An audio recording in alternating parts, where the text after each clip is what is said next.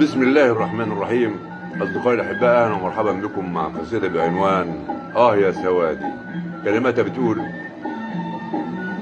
أنا رحت أجيب الطعمجي يبرق ليا وقال لي: إيه هي وسية؟ فين الروشتة يا عم ضرار؟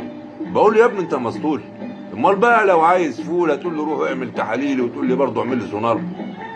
قال لي: يا عم ما تدوشنيش، من غير كده طعمية مفيش، لو كلتها ما انتش هتعيش او صحتك ممكن تنهار.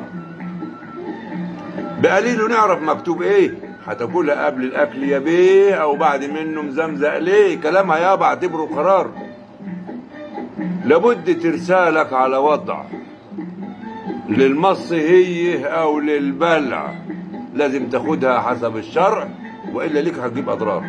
من يوم نظامها مسار بلابيع، صبح نظامها بجد فظيع، صبح الدواء مفعولها سريع وسعرها بقى ولع ونار.